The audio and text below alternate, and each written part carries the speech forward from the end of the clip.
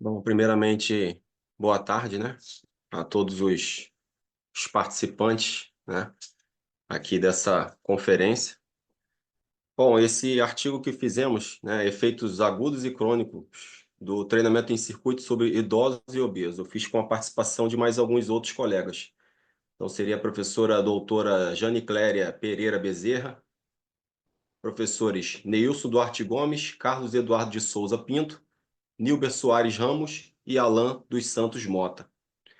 E aí eu vou fazer uma pequena também apresentação, até para contextualizar o porquê de a gente ter feito esse tipo de artigo sobre esse método, né?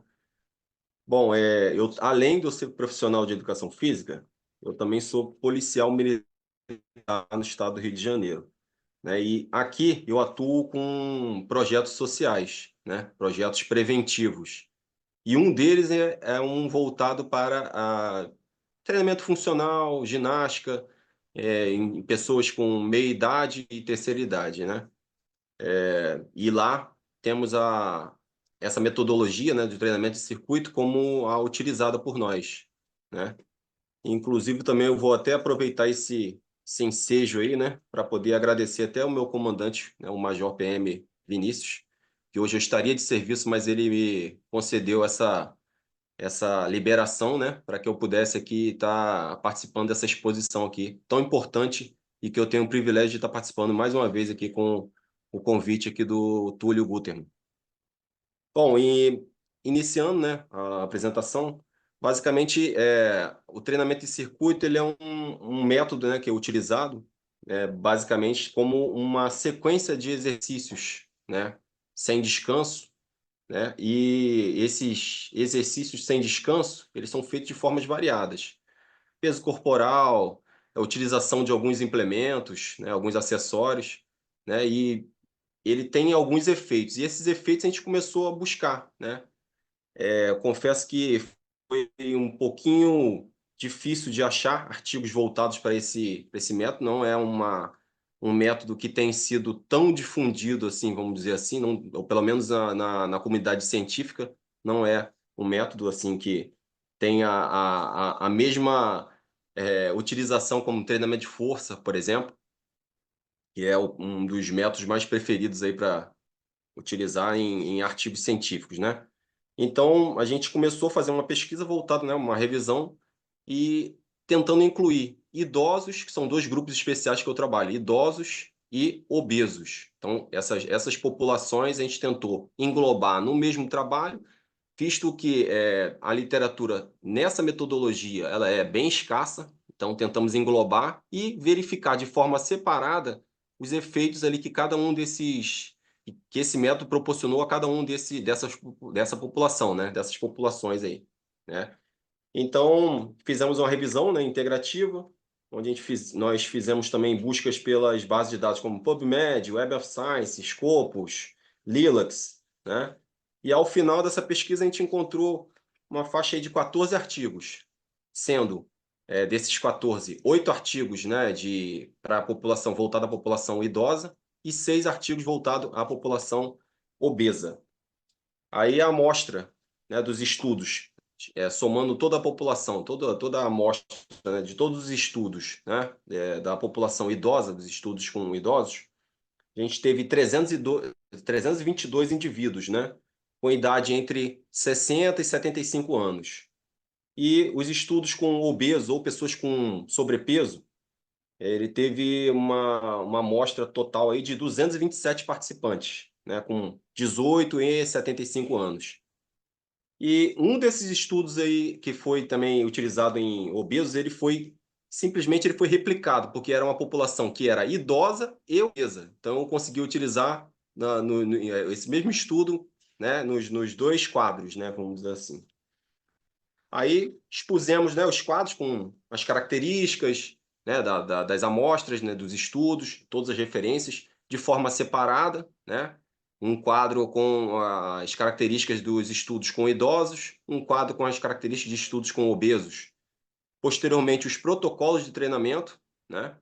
que tá bem resumido, né, em uma forma bem fácil ali a leitura. Então, assim, as pessoas conseguem entender facilmente, o leitor ele consegue entender facilmente ali como que foi feito, intensidade, como que foi, o que que foi utilizado, qual foi se foi escala de percepção de esforço, se foi algum percentual de 1 RM que foi utilizado para fazer a mensuração ali, né, da intensidade do treinamento.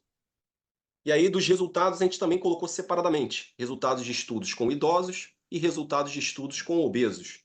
E, podendo citar aqui os resultados de estudos com idosos, a gente teve uma série de resultados interessantes, de efeitos, né? Seja redução de gordura corporal, perímetro, aumento de massa muscular, um fator que eu destaquei aqui foi a diminuição de dor, né? Em um estudo aqui que foi de Corrêa e colaboradores em 2022, ele conseguiu perceber, né, que os idosos que realizaram esse treinamento em circuito, eles tiveram uma diminuição, né, do quadro álgico, né?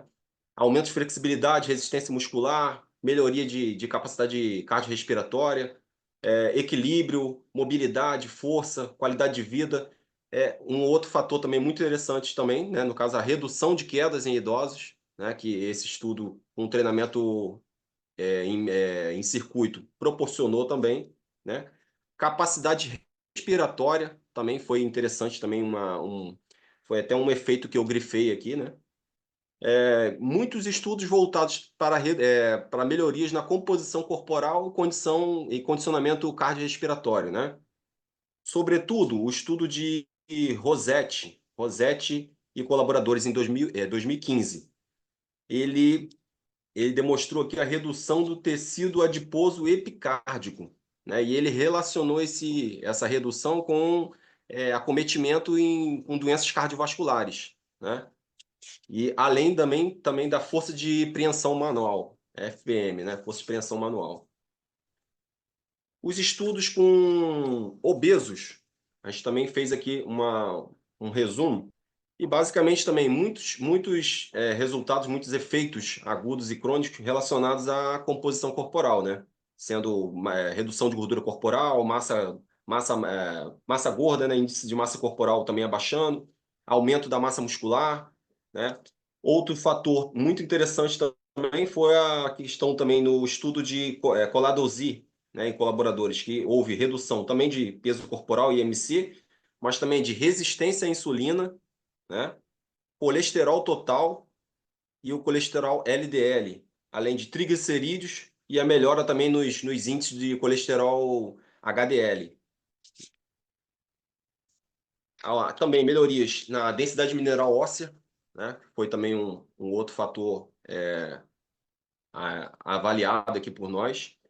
E basicamente o que eu tenho a destacar seria a questão também que os autores eles relatam, né, sobre a questão da gordura epicárdica, né, sendo um fator relevante, né, para a saúde cardiovascular. Aí eles informam que essa gordura ela acumula na superfície do coração, né, e que a intervenção, né, em treinamento de circuito foi feito sem a combinação de dietas, né, e isso aumentou, né, a praticidade, o treinamento ficou mais fácil de ser realizado, né? E os autores também eles destacam o período de intervenção, né, que foi um período de intervenção menor do que o que já foi achado na literatura. O período de intervenção que eles realizaram foi de 12 semanas, né? E o que outros autores conseguiram encontrar foi com resultados assim com 16 a 26 semanas, ou seja, bem maior do que aquele tempo que eles fizeram.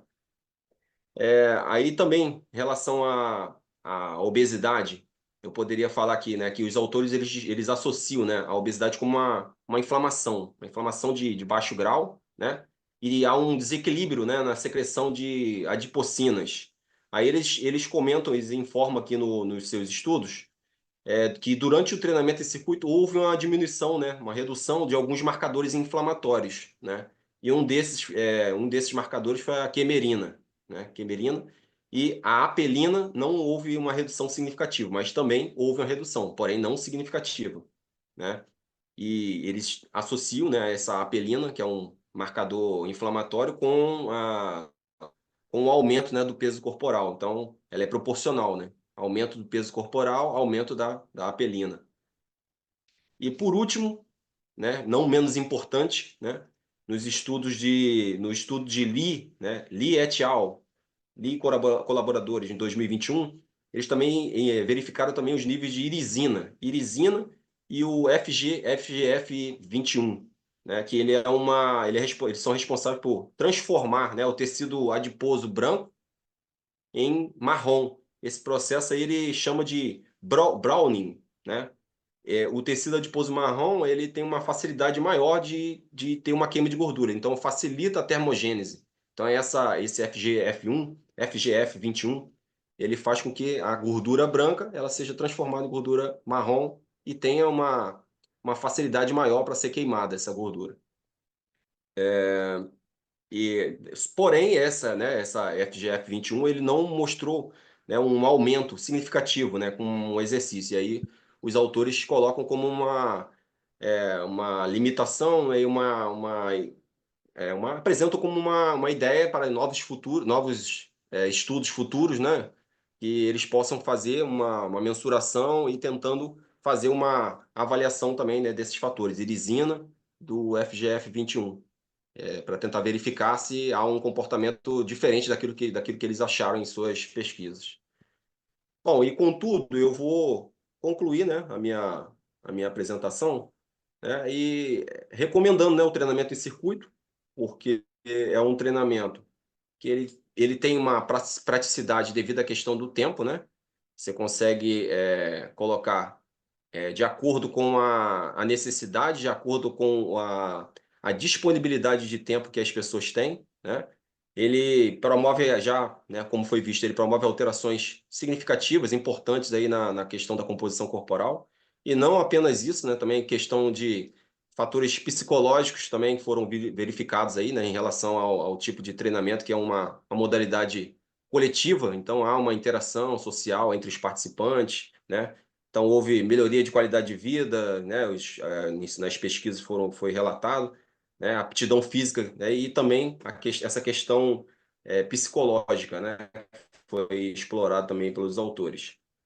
E, como eu falei, né? O treinamento é um tipo de treinamento que você consegue fazer um treinamento rápido, de acordo com a necessidade, né? Dos participantes. Então, você consegue adaptar, né, de acordo com a disponibilidade dos participantes, né, por ser uma modalidade coletiva, há uma interação social dos participantes, e isso aí favorece principalmente essas populações, né, que já tem uma situação de se retrair, né, para fazer atividade física, principalmente obesos, né, idosos também, mas os obesos também têm um pouquinho a mais, porque já se sente um pouco mal até fazendo atividade física. Aí, quando se trata de outras pessoas que estão na mesma condição, essas pessoas se sentem um pouco melhor em praticar, né, atividade física, né, e ter essa interação com os colegas. Então, é basicamente isso que eu tenho a expor hoje, né, sobre o meu artigo aí, e eu agradeço também já a oportunidade ao Túlio, mais uma vez aí por estar aqui participando dessa videoconferência, e espero também retornar em outras.